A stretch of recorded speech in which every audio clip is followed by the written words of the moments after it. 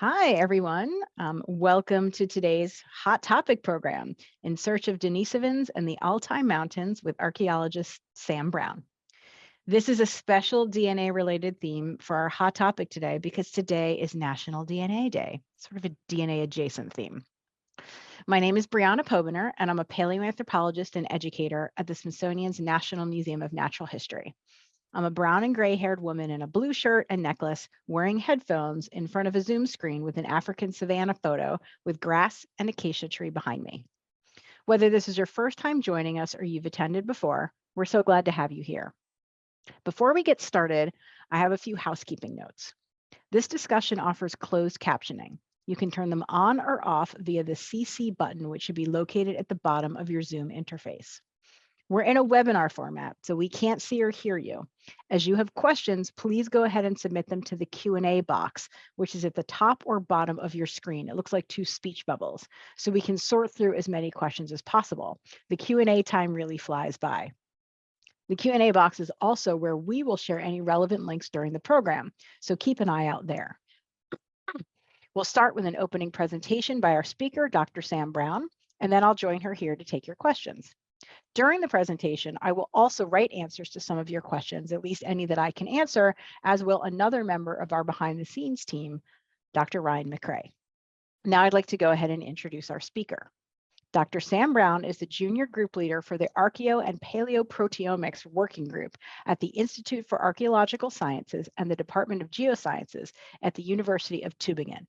She collaborates with groups working around the world, including universities and research institutions throughout Europe, South Africa, Australia, and the US.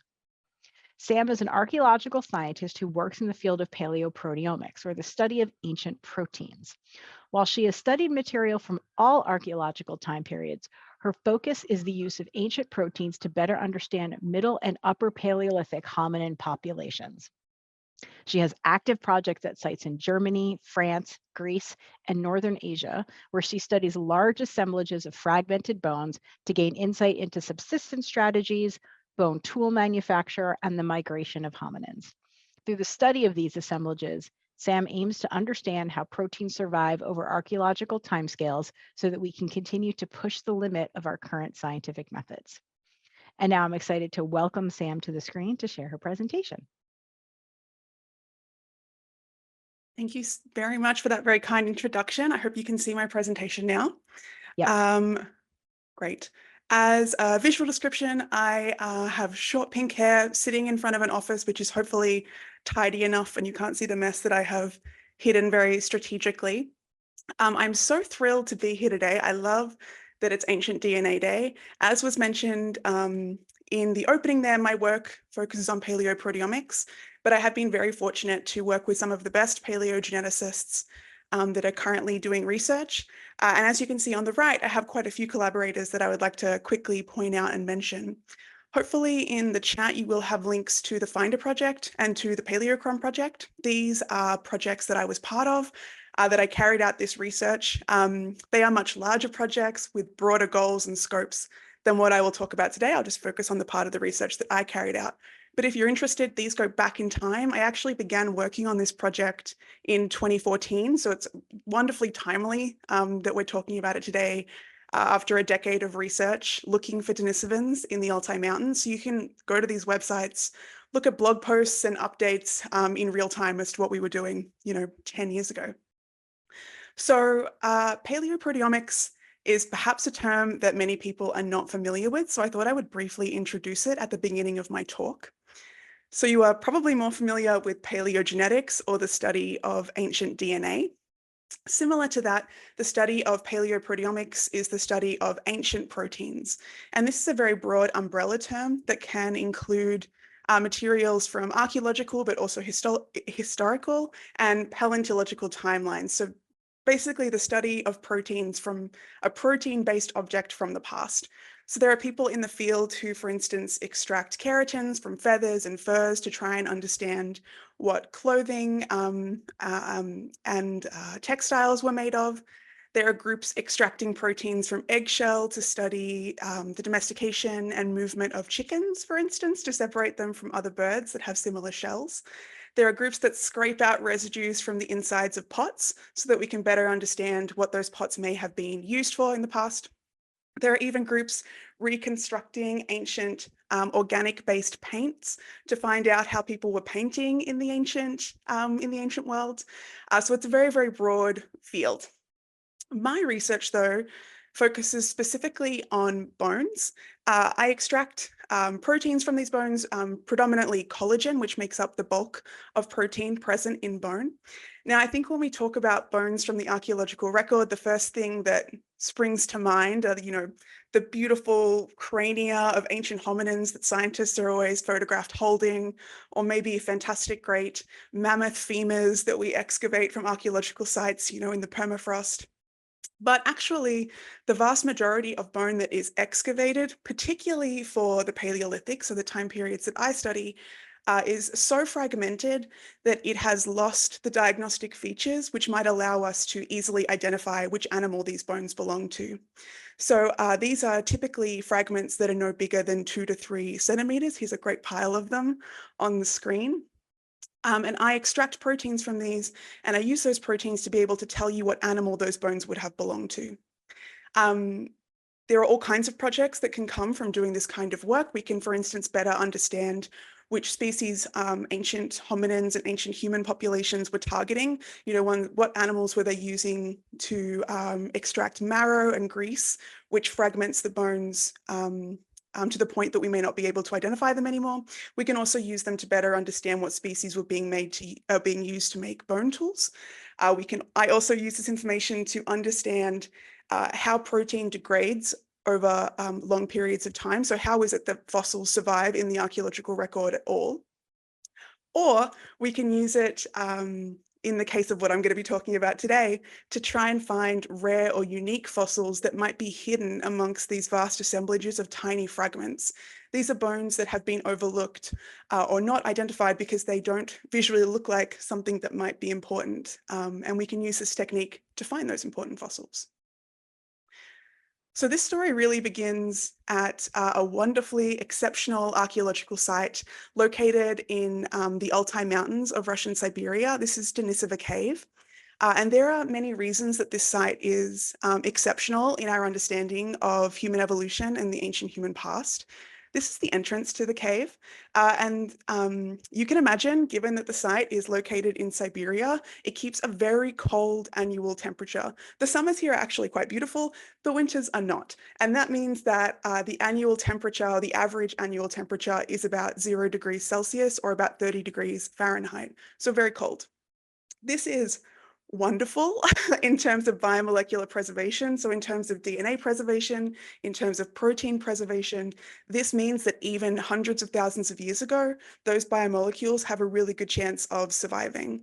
As we'll see, beautiful, large, morphologically identifiable bone for hominins is not found very rarely here, but when we do find them, the biomolecular preservation is really exceptional. So the cave itself is split up into 4 zones. Right here is this landing where the entrance zone is, and then you enter through this lovely, great entrance. It's a wonderful moment where you enter, you turn back, and you can see the forest all behind you. It must have been a wonderful place for hominins to have inhabited. But as you enter this main chamber, which has been completely excavated, the east chamber, which has almost entirely been excavated, and then the south chamber, which is currently under excavation. Another reason that this site is particularly exceptional is we have this incredibly long and continuous stratigraphic column going all the way through to about 300,000 years ago. So this is a stratigraphic profile or a drawing of the wall of the east chamber of this wall here. And each of these lines represents a different soil section. This section here is all of the Paleolithic layers. So it begins about 30,000 years ago and reaches all the way down to 300,000 years ago. So we have a continuous record for the Paleolithic at this site. The earliest layer for hominin occupation, so the first evidence for hominins coming to the cave, occupying it, inhabiting it, comes from layer 15, which is about 200,000 years ago. So we also have a continuous record of human occupation of the site for 200,000 years, which is very rare and incredibly valuable to the study of human evolution.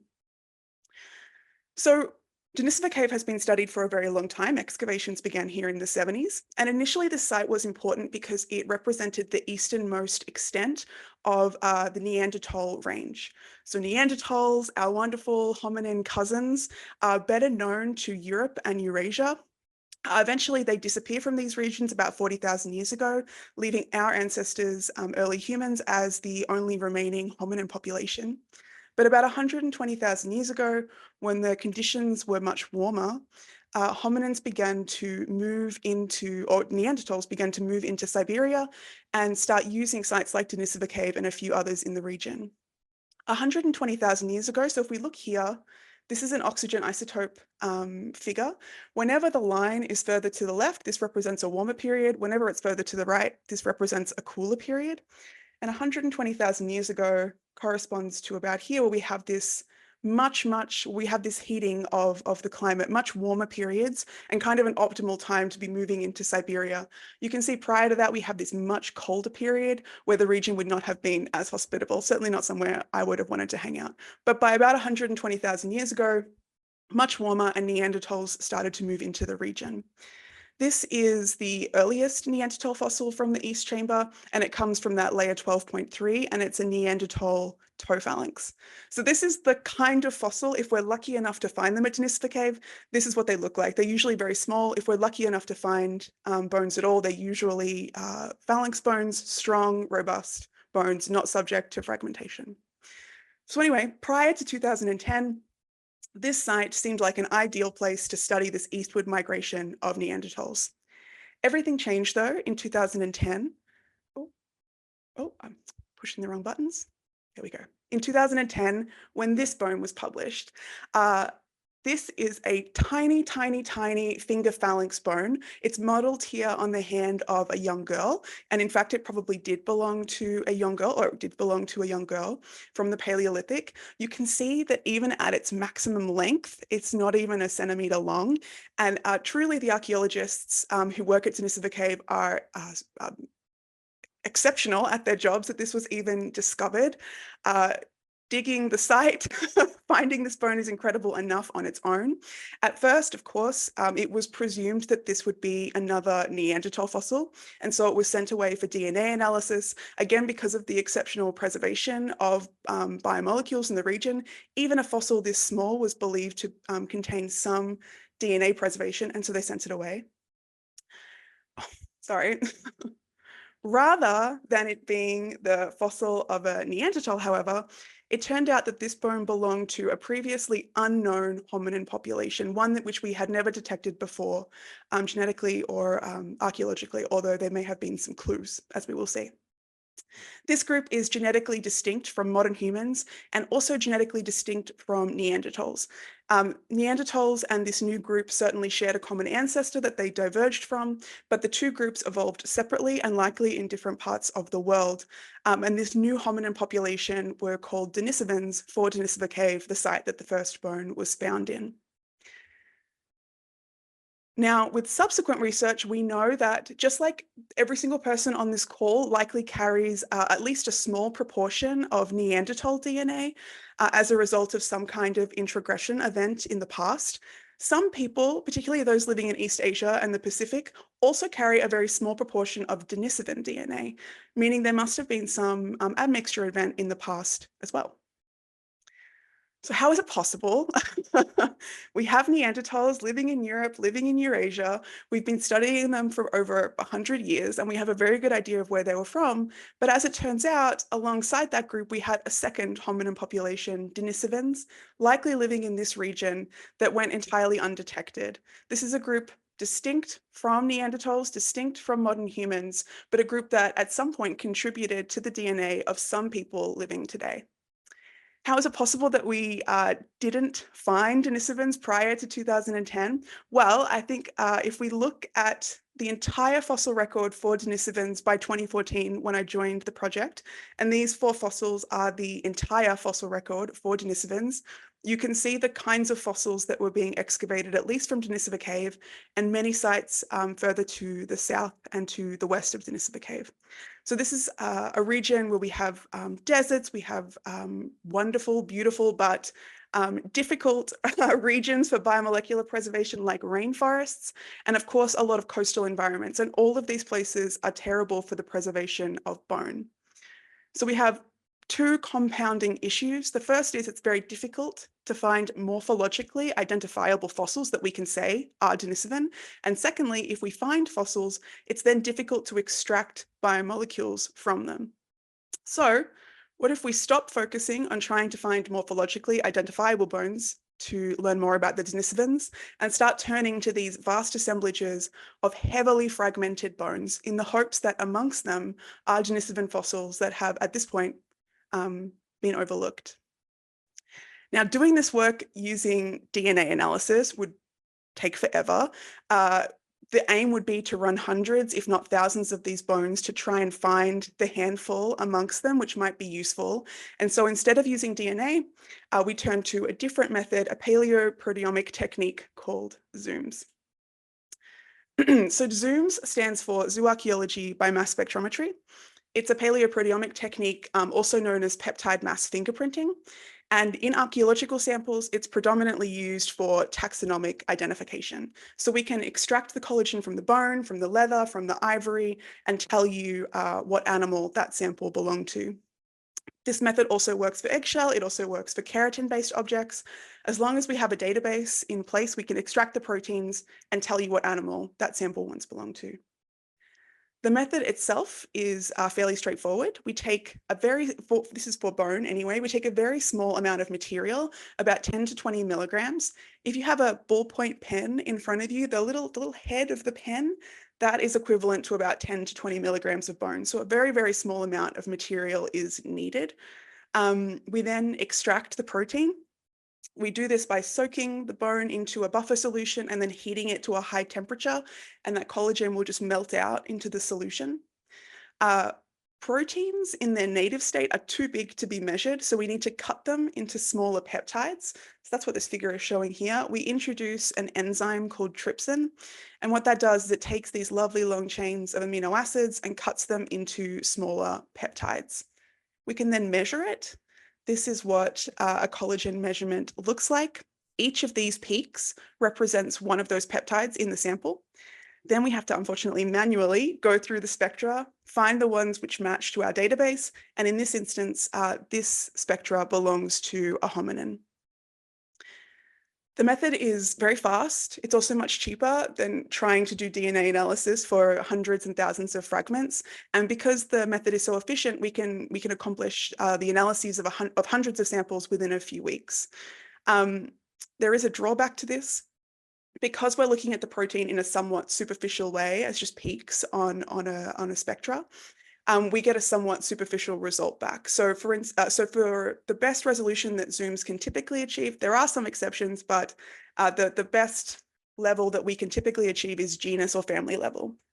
So that means that all rhinos, for instance, whether we're talking about ancient woolly rhinoceroses or if we're talking about modern day rhinos, are going to look identical in terms of their zooms result. And that's the same for wild versus domestic animals. So a wild sheep, a domestic sheep will look identical in terms of their zooms result. This is also an issue for hominins. So whether we're talking about humans, Neanderthals, Denisovans, and then some of our closer ancestors, like things like chimps, for instance, all of our zooms identifications will look identical to each other. But thankfully, I was doing this work in Siberia, where we don't have a lot of chimps or apes in the region, if any. And so we can be fairly certain that when a hominin is identified, we have a human, a Neanderthal, or a Denisovan. And then, as I said, we collaborate with geneticists who can then pinpoint the population that species or that fragment belongs to. So that brings us back to Denisova Cave. Now, I told you Denisova Cave is exceptional for many reasons, and one of them is the excavators who work there. And part of the reason that I adore them so much is that they save everything. Every little tiny bone fragment that comes out of that site is catalogued and saved. They estimate they have 250,000 bones in storage for the Paleolithic layers of Denisova Cave. Even with the rest of my lifetime, there's just no way we could get through 250,000 of these bones. So at first we decided to begin with 1,000. That seemed like a good number to begin with. It was quite a lot. At that point, I don't think any other project looking for hominin material had even attempted 1,000 samples. So that seemed like a good place to start. Now, even though Zooms is very efficient, much faster than other methods, it is still quite laborious. So each fragment needs to be individually recorded. We measure, we weigh, we carry out some analysis of surface modifications on the bone for each fragment. Each fragment is then numbered and individually bagged so that we can come back to the bone at the end of the analysis if we need to. This here is a 1.5 mil tube, and in the bottom here is a tiny little fragment. So this is what I've drilled off of this larger bone fragment here. So just a teeny tiny little bit of material, and then each sample is individually analyzed. We then get a spectrum for each sample, and then we have to manually go through each one. So while it's fast, it is incredibly laborious. You can see here I have the results for an elephant, a horse, a rhino, and at the end of 1,000 samples, we had no hominins. We had a lot of really wonderful faunal data that we could use to further our understanding of the site, but we had no hominins. Me and my project leader, Professor Tom Hyam, had a very frank conversation about the next steps for the project. He very kindly said that at this point we had done enough, that we could publish this and move on and not continue this hunt for a needle in a haystack.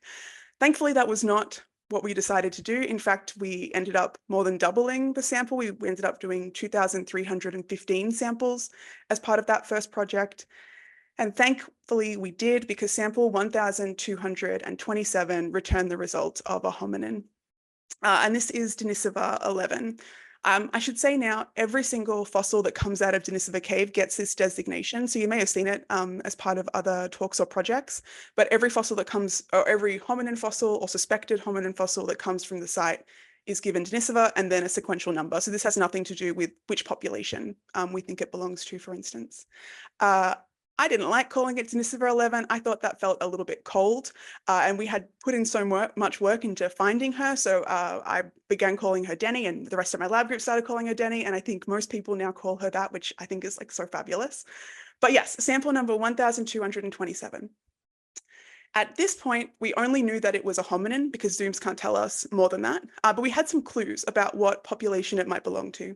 So the bone fragment was immediately dated to about 80 to 120,000 years old, or at least that was the age of the layer that it was found in. So we suspected it was probably a Neanderthal fragment because, as I said at the beginning, we had Neanderthals at the site at about 120,000 years ago. The bone was sent to the Max Planck Institute for Evolutionary Anthropology and studied by Vivian Slon and Svante Parbo as part of Professor Parbo's bigger research group. And at first they looked at the mitochondrial DNA. And you can see here, sample 1,227 fits really nicely into the range of Neanderthal mitochondrial DNA. Denisovans are down here. And so we published this in 2016 thinking, okay, great. We've demonstrated that Zooms can be used to find hominin material. It's a Neanderthal, but that's still really exciting. And that publication came out. 2 years later, the geneticists did not stop working. They continued to investigate this individual. And after the mitochondrial DNA analysis was done, they then began to study the complete genome. And while it was true that Denny's mother was a Neanderthal, it turns out that Denny's father was a Denisovan. And so what we had in this one single bone fragment was not a Neanderthal, but the product of two different hominin populations. She is entirely half, or almost entirely half Neanderthal and half Denisovan. This is really exciting. As far as I know, unless there's some big scientific discovery about to be announced, you never know. This is the only first generation offspring of two hominin populations that exists in the archaeological records so far. And it's such a hallmark of what it is that we could discover if we keep looking into these big assemblages of fragmented bones. And of course, this was the first one that we found. Like, what an incredible first thing to find. And that meant the project kept going. We went from 2,000 bone fragments to 10,000 bone fragments by the end of 2022. These are, if you'll remember, there are 3 interior sections of the cave. So here we have the main chamber, the east chamber, and the south chamber, and these are the back walls for each of those sections of the cave. Anywhere you can see an orange layer, we took fragmented bones from to try and find more hominin material, and we did. We found many more. Here they are. My hope is that if there are any zooarchaeologists or paleoanthropologists or osteologists in the crowd, that you would look at these and not be able to tell that they're hominin. They just look like tiny little fragments of bone that really could be anything. Denisova 16 is so tiny, it's barely even a centimeter long. But these are hominin bones that went overlooked, were sitting in those gigantic bags because before we started applying zooms, we had no way of knowing their significance. Included amongst them are 2 Neanderthals. Excitingly, we have another Neanderthal that comes from the same layer as Denny and that previously identified Neanderthal toe phalanx. So now we're building up a really interesting picture of the Neanderthals that were present in the region at the same time as Denisovans appear to have been present in the region. While Neanderthals are, of course, so exciting, this is Denisova Cave. And so alongside the Neanderthals, we also found 3 new Denisovan fragments. And what's particularly exciting about these is they come from that layer 15, the earliest occupation layer for the site, making these individuals about 200,000 years old and the earliest Denisovan fossils that we have so far. Additionally, we identified some hominin material. Anywhere you can see a gray circle is a hominin that, in the case of Denisova 6, we know it's a hominin because it's visually recognizable as being a hominin fossil.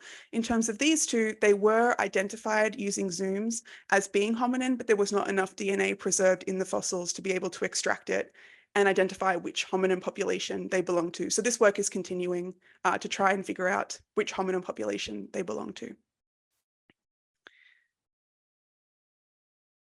Okay, so we have all of these tiny little fragments of bone. 3 of them are these very early Denisovans. But how can we use these tiny little fragments to learn more about who Denisovans were? Of course, it is wonderful that we have all of this genetic information, but what is still missing is an understanding of the kinds of technologies Denisovans were using, the sites that they were inhabiting, and their behaviors and how they may have differed from Neanderthals and from modern humans.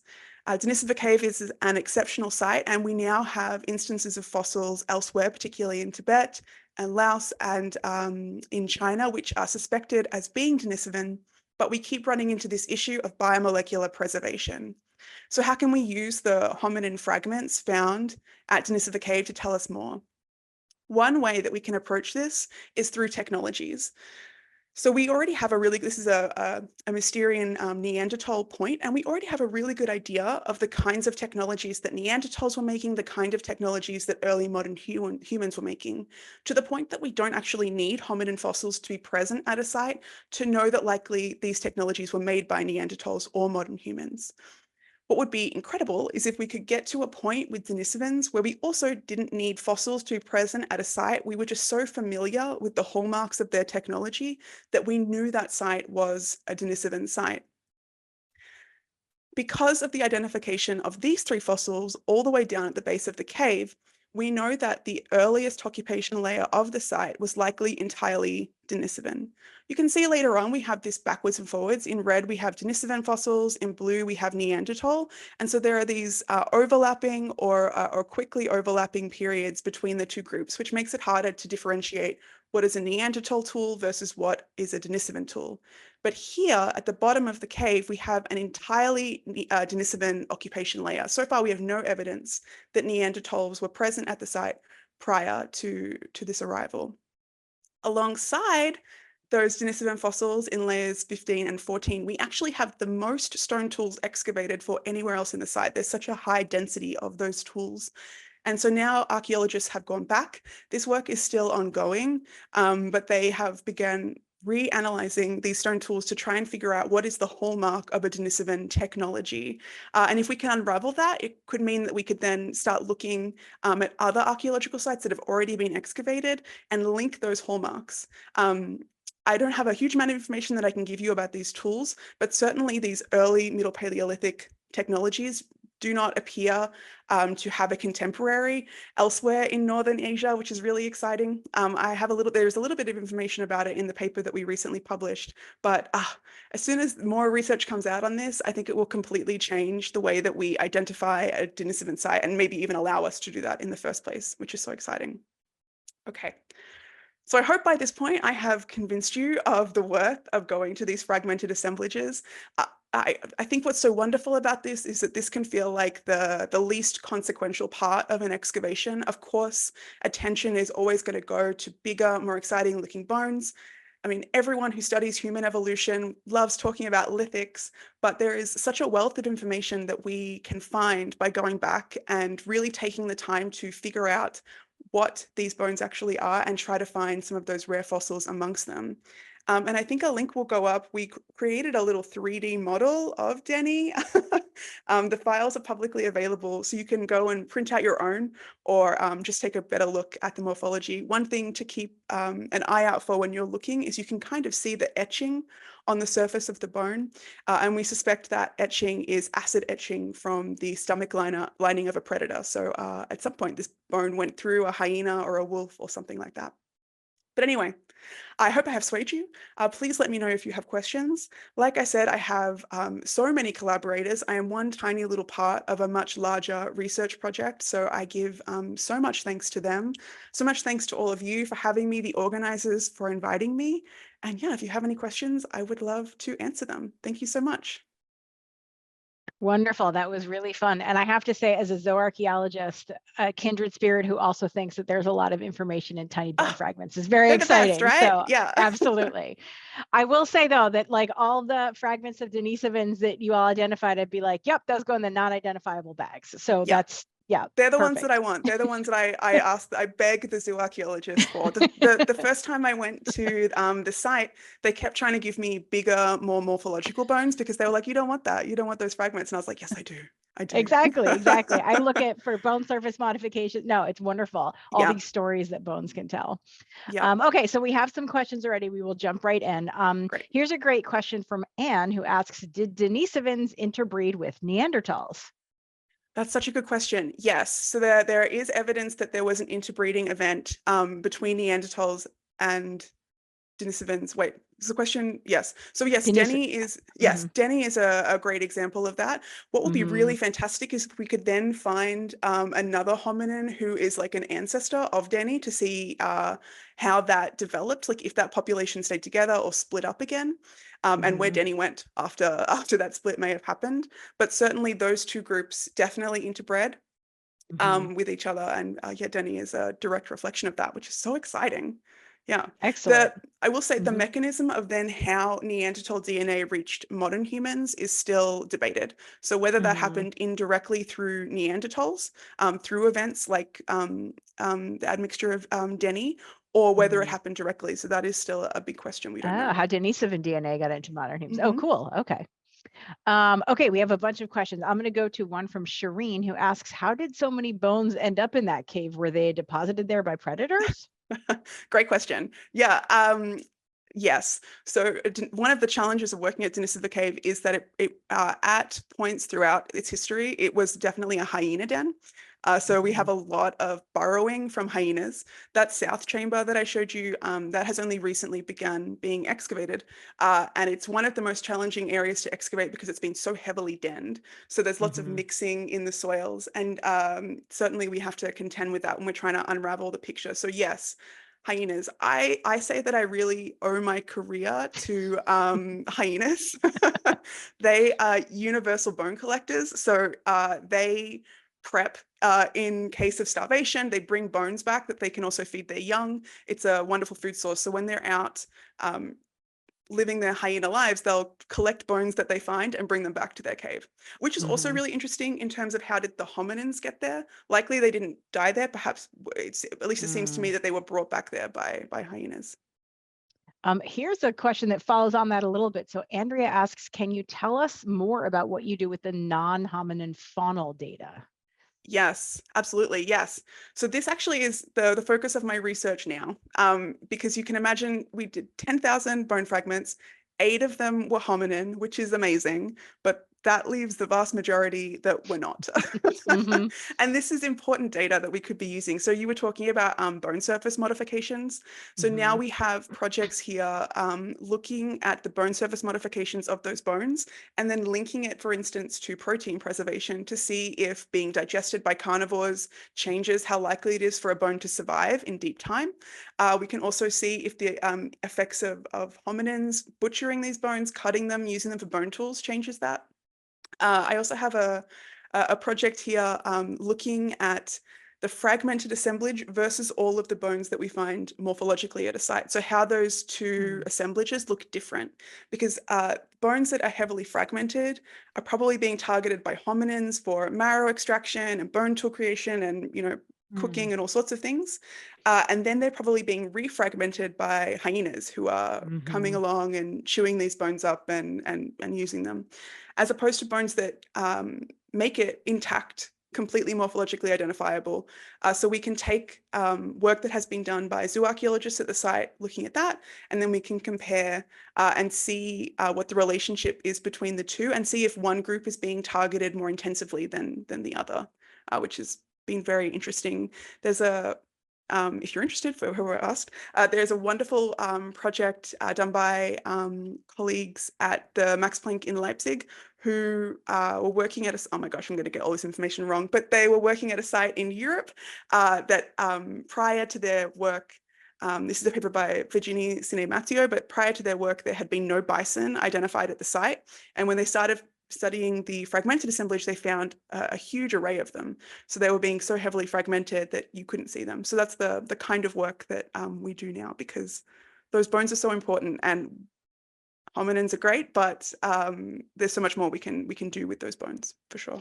So I think you may have answered the question that I was just going to jump in and ask as a Great. faunal analyst, maybe. But so is the proportion, are you finding a very different proportion of species in the identifiable assemblage versus like in the morphologically identifiable assemblage versus what you find in the proteomic assemblage? Are you finding things with the zooms and ancient DNA that you're not finding morphologically identifiable?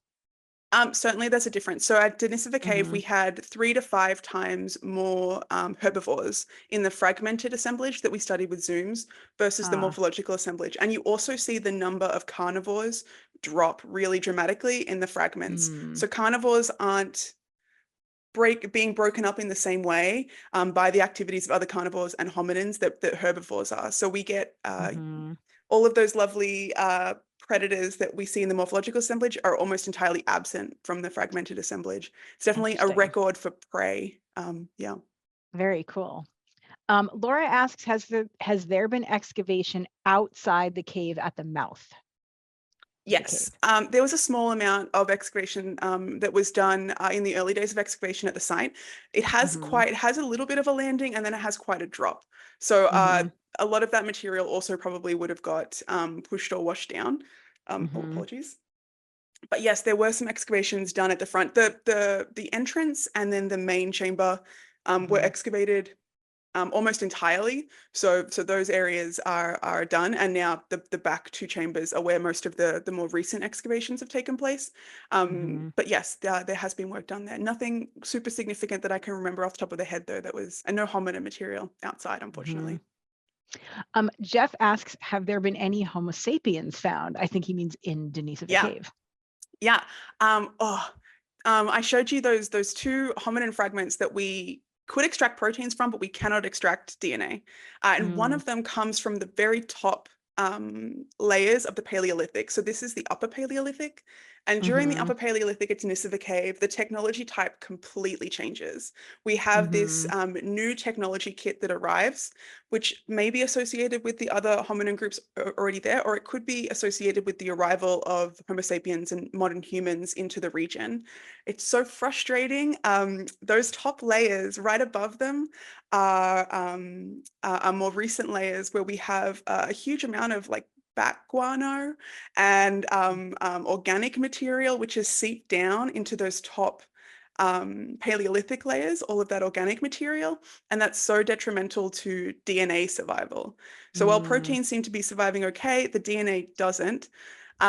But there have been recent advances in using proteomics to be able to separate out hominin populations using other methods than zooms. So maybe that could be a way forward. But there's only ever been one early modern human found in Siberia. It was a femur. It's called the Ustasheem femur, but it was found out of a context. It was found washed up on the side of a river. So we don't know. So I guess the short answer is no, but the long answer is maybe. Yeah, nice. Here's a fun question from Donna, who asks, I know it would be highly speculative, but is there any idea of what a Denisovan might have looked like?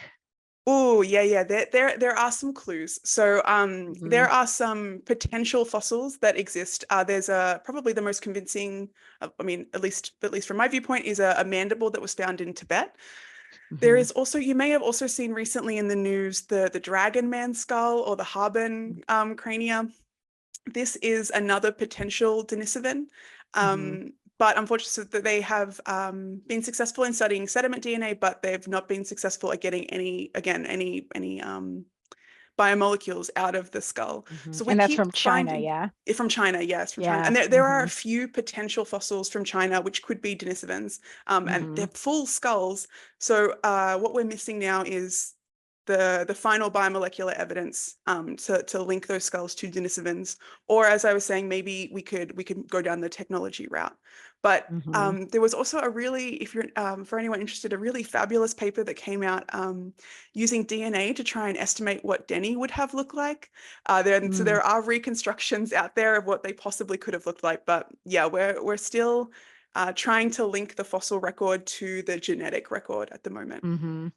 I think this may have answered a question that just came in from Dudley, who says it is reported that Denisovans have been found in Tibet from proteomics alone. How is this possible if proteomics cannot distinguish between different hominins? So I guess, is that where the ancient DNA comes in? Or no. So yes, yeah, absolutely. So this is the mandible from Tibet. So this was a groundbreaking paper led by a team out of Copenhagen. And what they did is they used not zooms, but a more complicated paleoproteomic technique, which really allows you to be able to delve in and see all of the proteins present in a sample. So zooms will only let you look at the dominant proteins and only look at them in a fairly superficial way. It's peaks on spectra. But you can also use shotgun proteomics or LCM-SMS but it's essentially a different mass spectrometer to really dive in. And so by using the Denisovan genome from that finger phalanx bone, they're able to reconstruct what proteins for Denisovans would have looked like and find the small differences that those proteins, that collagen, differs from Neanderthals and modern humans. And so they found that in that mandible. And I think it's so exciting about the potential future for paleoproteomics. That mandible is entirely identified as Denisovan on the basis of proteins. Okay, cool. Yeah. I have sort of a zoom out question a little bit from Stephen, who asks, where did the Denisovans come from? Do they have African origins, and when? Gosh. Okay. So Denisovans and Neanderthals have a common ancestor. So that common ancestor is incredibly heavily debated. I feel like I would be the wrong person to definitively plant my flag anywhere on that topic. But yes, they have a common ancestor. So that common ancestor was probably throughout Europe and Eurasia. And then at some point that population got split. All hominins can trace their ancestry back to Africa in some shape or another. So that common ancestor likely would have had a link, but we are currently debating who that common ancestor was. Yeah, no, fair enough. And actually, I'll tie this one in, since this question mentioned Africa. Here's another one. So Rick asks, what are the foreseeable prospects of overcoming the very difficult challenges of obtaining proteins identifiable to animal species or genus from bone fragments from low latitude sites, say dry areas of Africa? Yeah, it's very difficult work. There was last year, a successful study came out that looked not at bones, but at enamel. And enamel is so heavily mineralized that any proteins trapped within it are much more protected. While bone is fairly mineralized, it's porous. So proteins can much more easily be impacted by environmental conditions or the burial conditions. Enamel, as long as the enamel matrix is intact, the proteins inside will be protected. So there was a successful study looking at proteins from a fossil that I believe was something like 2.5 million years old, so very old. So it is possible. The last, I would say, 3 or 4 years, we've had really great advances in the extraction of proteins from samples. It's been really exciting. Even here, one of my students recently came up with a brand new protocol. So like things are happening. We are, of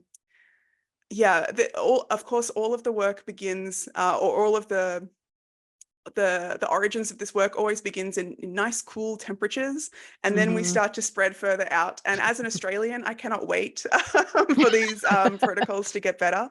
But yeah, I think the outlook is good. Absolutely, I think the focus has turned to Africa because proteins do have the potential to survive a little longer than DNA. Especially in the right conditions, like in things like enamel. So it's definitely a field that we are getting closer and closer to, I think, doing routine and reliable extractions of proteins. That's very exciting. Yeah. So here's a question, I think you may have touched on this, a question from Carol who asks, is there evidence to say that modern Asians have a trace of Denisovan DNA?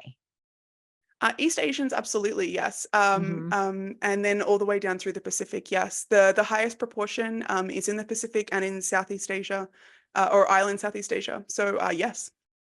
Yes, I mean, Europeans, for instance, probably don't have, I probably don't have any Denisovan DNA, but throughout East Asia, there is a much higher chance that people carry it. So Kelly asks, and I think you touched on this a little bit too, how can you know a tool was made by one species when both types lived in the area? Oh, great question. Really good question. Yes. It's much easier when the two groups are separated, right? Of course. So Middle Paleolithic Neanderthals before the arrival of human, they make very characteristic tools that we can identify. Things do get much more complicated when both groups are in the region. And this is also why it's so difficult with Denisovans, because the site that we have the best evidence for them, Neanderthals are also there. And it appears that while there may be differences, they also have very similar technology types that they're using. They're both using, it appears, the Valois cores and similar technologies. So yes, this is very hard to do. You essentially need first a good site where you know you only have one hominin population so that you can establish your hallmarks of that technology type and then apply it to a more complicated site. I mean, then we're entering, some of the biggest debates in human evolution are about these crossover sites. So throughout Europe, there are these technologies like the Châteaubriand or the Alutian that appear and then disappear very quickly right after humans arrive into Europe. And so it's unclear if humans are making them, if Neanderthals are making them, what's happening. So it can be really tricky. But if you can get sites where they're separated, where they're making their own tools, and then try to apply that, that's the best way to approach it. And that's why layer 15 is so exciting for Denisovans. Right. Another tool-related question from Walter, who asks, would you please elaborate a little more on the stone tools or any other evidence of culture found in the Altai Mountains or Denisova Cave? Sure. I mean, while bones don't always survive really well, there are a huge array of lithic tools. So we have lots. I guess maybe like if you talked a little bit about the different kinds of technologies, but I'm not sure what other elaboration is being looked for. So I mean, perhaps I could talk a little bit about the Upper Paleolithic toolkit. This other toolkit that arrives. Yeah, this is a really exciting time period in terms of the changes in technologies that are seen. So there are things like bone needles that begin to appear and bone beads, lots of personal ornamentation. the tools get smaller. So we go from sort of bigger, bulkier lithics to much more fine-grained, refined points, things like that. So you can see a real shift for sure. And then that continues as we get closer and closer to the end of the Paleolithic. But And do you have Upper Paleolithic in Denisova Cave? yes. Oh, So we cool. have this Okay. arrival. Yeah, absolutely. Okay. Here's a great question from Debbie. What would you like to see to vault Denisovans to species status? Oh, what is a species? I think I Well, need a yeah. biologist to tell me what a species is first, and then I can answer that. I always try to call them populations. That's always my go-to. Yeah, I think I need someone. I need a biologist to explain to me what a species is first without their head exploding, and then I could probably answer that. I love how elusive the Denisovans are. I'm fine with them being a population, this mystery population that we're still trying to figure out. So Alicia asks, were hyenas living in the caves and dragging bones there at the same time that hominids were making or using tools, or did they alternate using the cave as a home? Great question. We tried to figure that out as part of this project to see if we could see like a clear pattern where we have more digestion or more denning or more bone modifications associated with carnivore damage versus more associated with human activity. It's really hard to do. So it looks like they are quickly alternating use of the site. Competing is the wrong word, but they're both making use of the site within rapid succession of each other, especially as we get to those warmer periods and moving up. Yeah, so it seems like they both were occupying it, if not at the same time, within very close proximity of each other, which makes it really hard to unravel the two groups. Stephen asks, I'm sure other caves in the Altai Mountains and surrounding have been explored. Have other Denisovan fragments been discovered? Great question. We tried so hard. I actually worked at 6 different sites in the Altai Mountains doing this research. So there's another site where I looked at something like 2,000 bone fragments, a few others that didn't have as good preservation, but we did, about 500 from each. And we did not find any hominins anywhere else. I think one of the key, Denisova is special in that we have morphologically identifiable fossils there already. So the other sites, there have been some, but they are mostly related to humans, and they're a little later in time. So we have certainly tried. That work has not been published yet, but hopefully it will come out soon. But it's wonderful, fabulous faunal data for the region, which will be very useful. But unfortunately, no hominins. There are other Neanderthal fossils that have been found at some of these sites. Okladnikov Cave, for instance, has a wonderful assemblage of Neanderthal fossils. So there are other Neanderthals, but no Denisovans yet. So this was, I think, partially answers one of our behind the scenes questions. Do you think that there are many more sites with predominantly small unidentifiable bones like Denisova, or is Denisova more unique in that aspect? No, I definitely. I mean, that is now my bread and butter all over the world. Yeah. Little bone fragments, yeah. Little bone fragments. They're the vast majority of bone that is excavated, and Yes. they're stored everywhere for basically every single archaeological site. In fact, some sites that's all they find in if they get bones at all. So yeah, there's so much scope for this work to be done for a whole range of research questions, not just for Denisovans, for sure. Yeah. So Laura asks, what universities or departments are leaders in the field of paleoproteomics? Great question. The University of Copenhagen is where most of the leaders, also the University of York. A lot of these protocols were developed there too. There are also very famous labs at the University of Manchester. Harvard has a lab now where they're doing really wonderful work. Yeah, it's a smaller field than paleogenetics or some of the other archaeological sciences, but especially in the last 5 or 10 years, there have been labs popping up everywhere. But I think if you went back and looked at the early days, most of the researchers would have come from the University of York or the University of Copenhagen. I feel like Okay. also if my boss is watching this call, also the University of Tübingen is a leader of the field. Definitely. Oh, and also the Smithsonian. There has been a really long history of paleoproteomic research, and some of the, going back to that question about protocols that can be used in more difficult climates, the Smithsonian has been at the head of developing a lot of those protocols. Yeah, Very cool. yeah. Here's a question from David, and you touched on this a little bit, maybe. Okay. So he said, I recall from a previous talk or article that associated DNA research has indicated the existence of a related ghost population Oh, for the which no ghost. for which Yes. no bones exist. Has more work been done on that? Yes, well, no, but yes, the ghost population still exists. There are no, so no, finding Denisovans was hard enough. It took us till 2010 for that to happen. So no, there are lots of theories as to what population it might be, Mm-hmm. but so far, at least for the fossils that have been identified, we don't have great biomolecular preservation for those potential groups, so we don't know. Mm-hmm. It would be just so fascinating to find out more about that ghost population, though. It's Mm-hmm. such a every publication with like the lineage that comes out just has like ghost populations sitting outside of it. And you're like, what is that? Yeah. I hope it's Erectus, but I don't know. I'm just guessing. That's just my guess. Mm-hmm.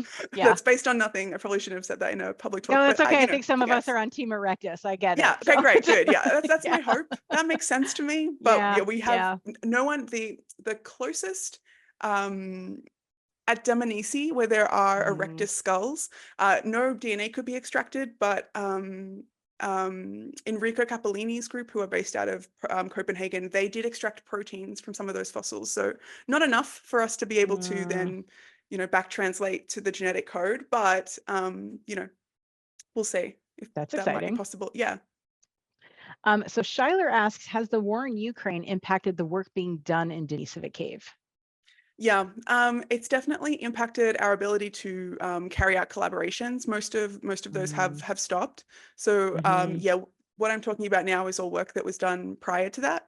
Uh, as far as I know, the archaeologists in Russia are certainly still working, but yeah, it's really put an end to a lot of the international collaborations that were happening in Ukraine, in Russia, and elsewhere in the world. And certainly archaeological excavations in Ukraine are stopped for now. That's the last thing on people's Okay. minds. So yeah, Mm-hmm. certainly yes. It in a very quick moment, I think the archaeological research field was changed forever. I think yeah. Okay. Laura asks, is there any evidence of fire use? Yeah, great question. No, sorry, no. The answer is no. But that's a great question. There is evidence for small burning events, but it's Huh. unclear what these are a reflection of. There are no Mm-hmm. hearths at Denisova Cave. There are potential hearths at another site called Chagirskaya, but that Mm-hmm. is not a Denisovan site, and it's yeah, so it's a slightly different case. But no, so there are small burning events, but no hearths that are Mm-hmm. actually that we can say for sure are purposeful use of fire. So that Got remains it. a big question. Yeah. Okay. So Walter asked, he says the bone fragments don't look like bone, but resemble pottery shards to him, I guess. Hmm. How is a sample chosen out of the many for the elaborate biochemical analysis? Is Hmm. microscopy performed first? Thankfully, there are fabulous zoo archaeologists who look at it first, who have already determined it's bone. I also probably would have a hard time. And there have been occasions where a stone has actually accidentally slipped in and we have broken our drill because sometimes the bones are very heavily fossilized and you can mistake it for a funny looking stone.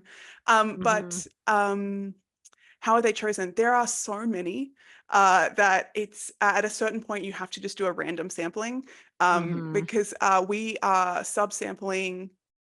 We take a small amount from each layer from the Paleolithic layers, but they have dozens and dozens and dozens of massive bags of bones that have been excavated for those layers. So we do a random sampling. Mhm. We don't do microscopy, at least for this project, because we knew Mhm. that we were looking for hominin material. We Mhm. did have the criteria that it needed to be slightly larger than, I think the cutoff for the most part, with a few exceptions, was about 200 milligrams, because we Mhm. wanted to have enough bone material to do zooms, but then also DNA, maybe radiocarbon dating if it was young enough, and then also Mm. look into diet and things like that. So Mhm. a lot of the fossils that I showed you don't really exist anymore. They are Mm. they They've are been broken up sampled now. out of Yeah, existence. Yeah. yeah. But we have 3D scans of all of them and little 3D models. But Mhm. yeah, so it's a pretty random sample because there's just so much to choose from. Mhm. Yeah, we have found though that the sort of perfect fragment size to find hominins is less than 2 centimeters. So anything bigger than that starts to get a little more identifiable for human material. And Okay. anything bigger than that also tends to be like rhinos and Yeah. mammoths and things like that. Mm. Yeah. Okay. All right, last question, and then we'll have to wrap Oh my up. God, that's We gone can't so get to all the fast. questions. I know. Wow. And I will say that Nancy says this was an excellent presentation. Thank you. Oh, thank you so Um, much, Nancy. and the last question is from Laura. There must be protocols not to contaminate the samples with modern human proteins or Yeah. DNA. Can you explain the care taken to avoid this? Yeah. Thankfully, at least with the method we use, it's not as prone to contamination as DNA, but we always have to have that in the back of our mind because Mhm. if we do find a hominin fossil, we want it to go to DNA. So since the Mm. discovery of that finger phalanx bone, it has completely changed the way the excavators work. They're so much more careful not to handle material with bare hands. It Mm. goes straight into plastic, which I know if there's any material scientists out there, that's your nightmare is putting into plastic. But for biomolecules, that's perfect. And then Mhm. essentially, once the fossil is in the bag, it never again touches skin. When we drill Mhm. it, it's behind a shield so that we don't accidentally breathe onto it. And Oh. then once it's identified as hominin, it goes into a clean lab where they have even stricter protocols. So yeah, we're super careful to try to never handle anything directly because even on the best day, the cleanest lab, we are accidentally shedding proteins and Mhm. biomolecules all the time. So yeah, we everything is handled with gloves, plastic, clean labs. Yeah. Wow, intense. Thank you. So, okay, I will wrap up. So this concludes today's virtual program. Please join me in thanking Sam for sharing her work with us. And I'd also like to give special thanks to those that made this program possible, our behind the scenes team who helped sort through your questions, including Dr. Ryan McRae, who works with us in the Human Origins program, to our donors, volunteers, and viewers like you, and finally to all our partners who help us reach, educate, and empower millions of people around the world today and every day. We thank you. We've put a link in the Q&A where you can find information about our upcoming programs and how to sign up for the museum's weekly e-newsletter. That's the best way to stay informed on upcoming programs and learn more about the museum's research and exhibits. After this webinar ends, you'll see a survey pop up asking for some feedback about the program. Please take a moment to respond. We're very curious to know what topics you might be interested in seeing for future programs, and we appreciate your input. This was our last monthly Hot Topic for the spring. We'll resume our Hot Topic programs in September. Have a great summer, everyone. Thank you to our participants and to you, the audience, and we'll see you in the fall. Thank you. Bye.